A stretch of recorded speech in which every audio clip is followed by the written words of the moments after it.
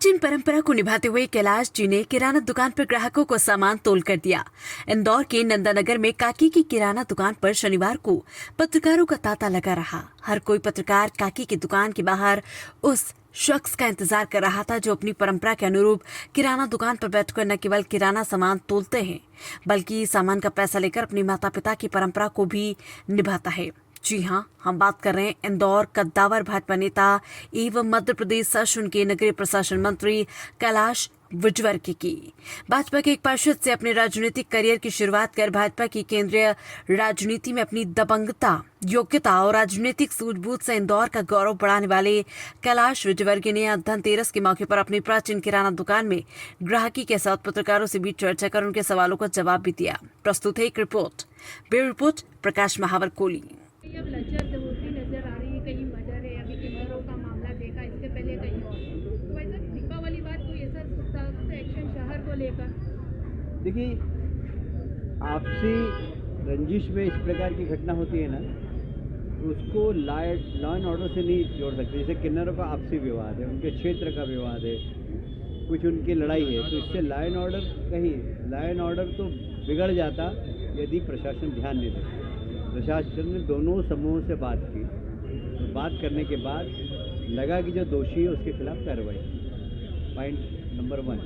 दूसरा, शहर के अंदर कोई गैंग वार नहीं है। मुझे एक समय था, आपको याद हो तो शहर में सुपारी चालू हो गई और हत्याएं होने लग गई थी, पर वो गैंग वार नहीं है।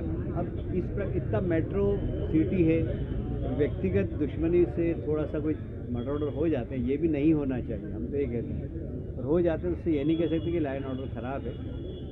देखिए, आज भी आप तो महिला पत्रकार हैं, आप रात को 1 बजे 2 बजे घूमती हैं, आपको कुछ होता है कभी? नहीं भाई साहब, हमेशा सुरक्षित महसूस। तो ये इंदौर में किसी महिला अकेली पत्रकार 2 बजे तक घूमे और अपने आप को सुरक्षित महसूस करें, ये अच्छे लॉ एंड ऑर्डर का प्रमाण है। दो को लेकर गिरती हुई नजर आ रही है। जीतू पटवारी ने भी प्रदर्शन किया था, साथ ही लगातार इस बात का भी प्रदर्शन कर रही है कि लोग छोड़ करती छोड़। क्या कहेंगे जीतू पटवारी? देखिए, राजनीति का अपना एक स्तर होता है। कांग्रेस के जिस प्रकार के स्लोगन आ रहे हैं, ये फ्रस्ट्रेशन के स्लोगन हैं, क्योंकि राहुल गांधी 1 नहीं 2 नहीं, जब से मोदी जी प्रधानमंत्री बने हैं, जब से 27 चुनाव हारे, 27 चुनाव, इतनी बड़ी हार होने के बाद थोड़ा सा फ्रस्ट्रेशन आ ही जाता है। और इसलिए अब देश के प्रधानमंत्री या चुनी हुई सरकार को आप वोट चोर कहें तो ये तो मतदाताओं का अपमान है, जिन्होंने जिताया है। वो हमेशा संवैधानिक संस्थाओं पर हमला करना है। वो चाहते हैं कि जिस प्रकार की अराजकता पड़ोसी देशों के अंदर है, वो भारत में भी हो।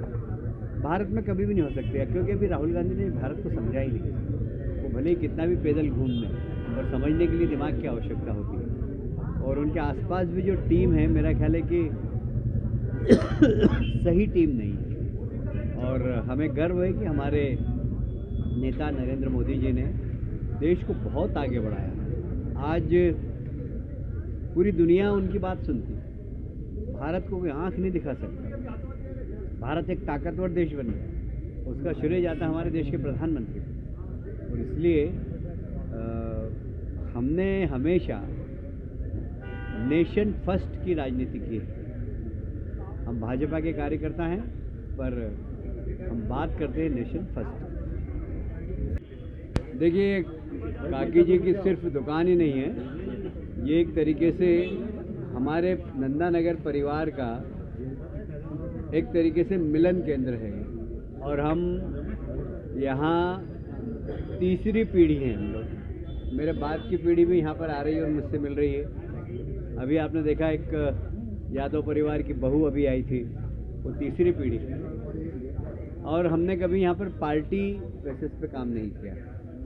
हमारे यहाँ कांग्रेस के नेता भी आते थे, आज भी आते हैं और हमसे खरीदारी करते हैं।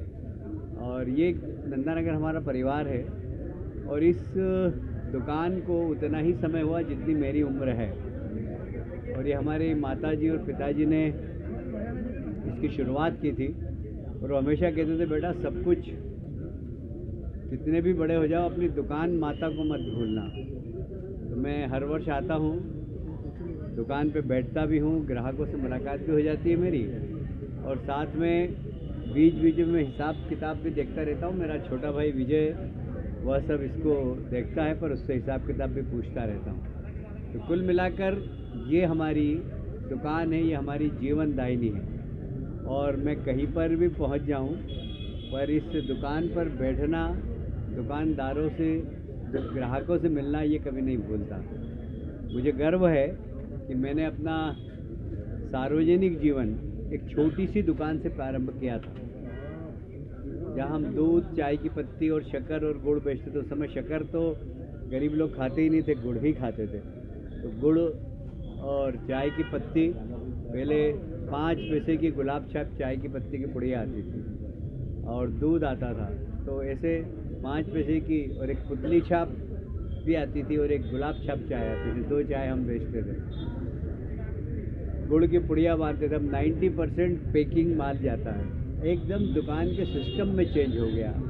और मुझे गर्व है इस बात का कि प्रधानमंत्री जी ने जो स्वदेशी की बात कही है, मेरी दुकान पे सब चीज़ स्वदेशी है। हम स्वदेशी ही खरीदते हैं और स्वदेशी ही बेचते हैं, और स्वदेशी का प्रचार भी करते हैं। तो इस अवसर पर मैं धनतेरस की भी सबको बधाई देता हूँ, दीपावली की भी सबको बधाई देता हूँ। सबके जीवन में सुख, समृद्धि और शांति हो, ऐसी मेरी शुभकामना। सर, बिहार चुनाव को लेकर किस तरह का शहर की छवि खराब हो रही है? शहर की छवि खराब हो रही है, खास करके हिंदू मुस्लिम वाला जो फैक्टर इसमें भी आ गया है, उसको लेकर आपको क्या? नहीं, हमने कल कलेक्टर साहब से मेरी बात हुई, और मैंने उनसे कहा कि ये एक विशेष वर्ग है, और इनके यहाँ जो परंपराएं वो होते रहना चाहिए, उस परंपराओं में कोई डिस्टर्बेंस नहीं होना चाहिए। पहले वहाँ गुरु परंपरा थी, गुरु जो करते थे वो सब लोग आदेश मानते थे। कल मैंने उनसे, मेरे पास कम से कम 125 किन्नर का समूह एक आया था कल। मैंने उनसे 1.5-2 घंटे बात की और उनका पूरा सिस्टम को समझा। तो उन्होंने कहा कि हाँ, हमारे यहाँ मुस्लिम किन्नर भी रहते हैं, पर वो अपने तरीके से पूजा पाठ करते हैं। हिंदू किन्नर अपने तरीके से पूजा पाठ करते हैं। हम किसी से दबाव नहीं डालते। ये हमारी पुरानी गुरु के समय से परंपरा चालू है। अभी कुछ लोग इस प्रकार का दबाव डालते हैं, तो उसके कारण थोड़ी सी विरोध भी हुआ है वहाँ पर, और हमने कहा प्रशासन से कि इसको ज़रा देखें। प्रशासन ने कार्रवाई भी की कुछ लोग।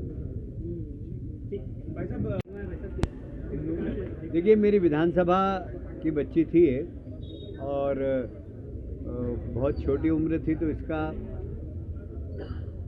हाथ और पैर बचे और गहरी चोट थी। माननीय मुख्यमंत्री जी ने सहृदयता दिखाई, और पहले हमने भंडारी हॉस्पिटल में इलाज करवाया। फिर यहाँ के डॉक्टरों ने सजेस्ट किया कि भाई आप इसको बॉम्बे दिखाइए, क्योंकि इसमें स्किन स्पेशलिस्ट भी चाहिए। तो फिर हमने बॉम्बे हॉस्पिटल एयर एम्बुलेंस से शिफ्ट किया, जो हमारे यहाँ प्रधानमंत्री एयर एम्बुलेंस है उसके माध्यम से, और लगभग 1-1.5 महीने से वो वहीं पर थी। कल ही वहाँ से लौटी है।